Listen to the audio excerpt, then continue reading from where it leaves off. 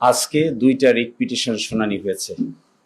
একটা রিট পিটিশনে পিটিশনাররা চেয়েছেন জুলাই সনদ বাস্তবায়ন আদেশ 2025 এবং সাংবিধানিক সংস্কার সভা গঠন এবং সংসদ সদস্য হিসেবে সংবিধান সংস্কার সভার শপথকে কেন অসাংবিধানিক ঘোষণা করা হবে না, এই মর্মে একটি রুল চেয়েছেন।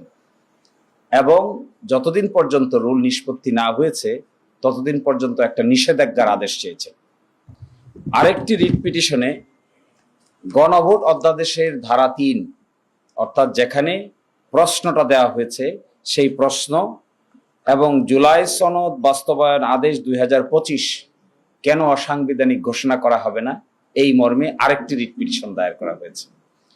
এই রিট পিটিশনে আইন মন্ত্রণালয়, সেক্রেটারিয়েট, ক্যাবিনেট ডিভিশন, সংসদ বিষয়ক মন্ত্রণালয় এবং সেক্রেটারিয়েট, প্রধানমন্ত্রীর অফিস, তাদের উপর নিষেধাজ্ঞা চাওয়া হয়েছে যেন এই বিষয় সংক্রান্ত কোনো ফার্দার কার্যক্রম গ্রহণ করা না হয়।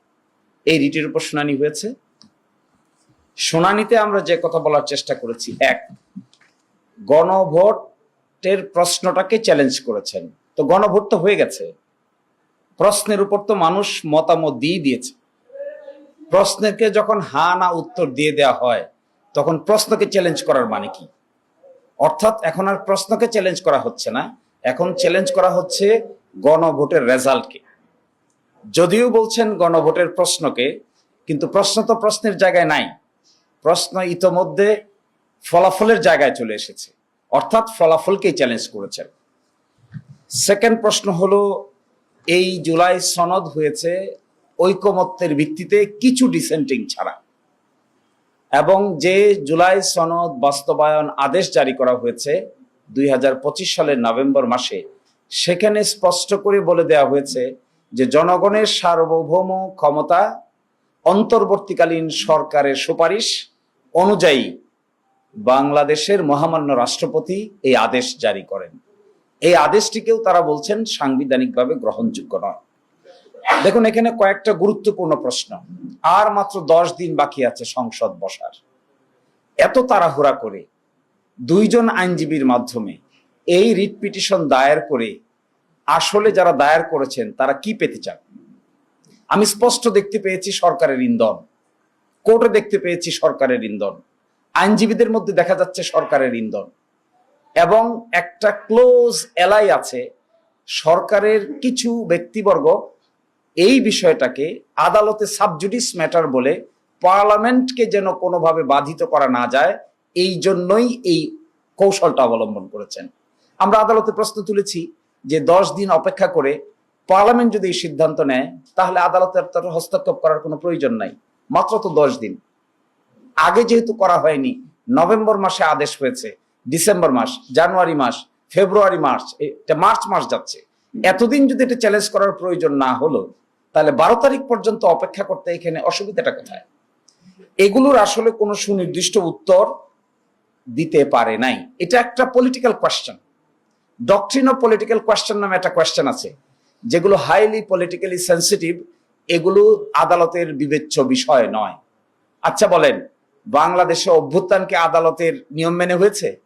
আদালতের আদেশ মেনে কি মাস আপসার্চ হয়েছে, বিপ্লব হয়েছে, অন্তর্বর্তী সরকার হয়েছে, কিংবা গণভোট হয়েছে, কিংবা জাতীয় নির্বাচন হয়েছে? এখন এসে দেখেন, খুব ইন্টারেস্টিং, জাতীয় নির্বাচনের পার্টটুকুকে চ্যালেঞ্জ করে না, চ্যালেঞ্জ করে শুধু গণভোটের পার্টটুকুকে। জাতীয় নির্বাচন তো একদিনই হয়েছে, পাশাপাশি ব্যালটে হয়েছে। আপনি যদি সেকশন 3 গণভোট অধ্যাদেশ সেকশন 3 কে যদি চ্যালেঞ্জ করেন, আবার জাতীয় গণপরিষদ গঠন না করতে চান, তাহলে আপনি জাতীয় নির্বাচনকে চ্যালেঞ্জ করেন না কেন? জাতীয় নির্বাচন ঠিক থাকবে কিন্তু গণভোট ঠিক থাকবে না, জাতীয় নির্বাচনের ফলাফল ঠিক থাকবে কিন্তু গণপরিষদ গঠন করা যাবে না। এর অর্থ যেটি বোঝা যাচ্ছে, this two writ petitions are calculative and politically motivated writ petitions. এগুলো কোনো না কোনো জায়গা থেকে কেউ না কেউ একটা ডিজাইনকে ইমপ্লিমেন্ট করার জন্য সুনির্দিষ্টভাবে কিছু আইনজীবীকে ম্যানেজ করে they have taken this initiative. আদালতের সামনে এগুলো উপস্থাপন করে, অতীতে আদালতকে ব্যবহার করে যে সমস্ত রাজনৈতিক সমস্যার সমাধান করার চেষ্টা করা হয়েছে সবগুলো বুমেরাং হয়েছে। This is a political question, has to be settled by consensus of the political parties. Political parties আলোচনার ভিত্তিতে সিদ্ধান্ত নিয়েছে। সিদ্ধান্ত থেকে সরে আসতে গেলেও পলিটিক্যাল পার্টিকে আলোচনার ভিত্তিতেই সরতে হবে। আদালতকে এখানে সাবজেক্ট ম্যাটার করে যিনি আজকে বিচারক ছিলেন জুনিয়র জাজ, তিনিও এই সরকারের আমলে নিয়োগপ্রাপ্ত বিচারক। একটা অর্ডিন্যান্স হয়েছে, বিচার বিভাগে অ্যাপয়েন্টমেন্ট কমিশন গঠিত হয়েছে। এই কমিশনের আলোকে বাংলাদেশের হাইকোর্টে 2 সেট বিচারক অ্যাপয়েন্টেড হয়েছে। তার মধ্যে আজকে যিনি জুনিয়র বিচারক ছিলেন তিনিও এই আইনের অধীনে নিয়োগপ্রাপ্ত বিচারক। অভ্যুত্থান যদি না থাকে, সরকার যদি না থাকে, জুলাই সনদ বাস্তবায়ন অধ্যাদেশ যদি না থাকে, গণভোট যদি না থাকে, তাহলে ওই মাননীয় বিচারক কিভাবে থাকবে? কোন জায়গায় তিনি অ্যাপয়েন্টেড হবেন? Who will appoint him? This are the pertinent questions which are আনআনসার্ড।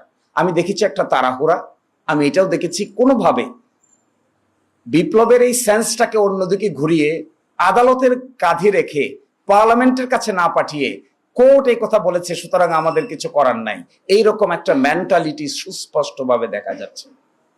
এবং এটাতে আমরা খুবই anxious. We are anxious in a sense যে this type of attitude will ultimately foil the whole scheme of the revolution. আপনি দেখেন, যারা বলছেন গণভোট বাতিল হবে তারা বলছেন না কেন জাতীয় নির্বাচনও বাতিল হবে? যদি পুরোটাই বাতিল হতে হয় তাহলে why not the national election? Why only the গণভোট? ওয়াই অনলি দি জুলাই সনদ বাস্তবায়ন আদেশ? মাঝখানে আরো 135টা অর্ডিন্যান্স হয়েছে, সেগুলো বাদ যাক, সবই বাদ যাক, ফ্রেশে শুরু করি। আবার আমরা ঘুরে 5ই আগস্টের আমরা আদালতে এই কথা বলেছি, যদি তাই বলতে চান তাহলে সব বাদ দেন। Let us go back before 5th August. 5th অগস্টের আগে ফিরে যাই, ওখানে গিয়ে দেখি না আমরা কোন জায়গায় ছিলাম। Let us start from there. 4th August থেকে স্টার্ট করি। তখন তো রাজি না। এর অর্থ কি? এর অর্থ হলো যেটা সুবিধাজনক এটাকে পিক করা হবে, যেটা অসুবিধাজনক এটাকে বাদ দেওয়া হবে, যেটা সুবিধাজনক এটাকে চুজ করা হবে, যেটা অসুবিধাজনক এটা থেকে নিজেকে সরিয়ে নেওয়া হবে। This is serious arbitrary activity of particular group of people. Should not be, no one should do this. এবং এইভাবে একটা রেভলিউশনের পরে একটা চার্টারকে অপ্রাসঙ্গিক করে ফেলার যদি ইনিশিয়েটিভ নেওয়া হয় তাহলে that would be again a political blunder, a legal blunder. Judiciary will be debated. এবং বিচার বিভাগের উপরে এই বন্দুক রেখে এই ধরনের কর্মকাণ্ড করা সঠিক নয় বলে আমরা মনে করি।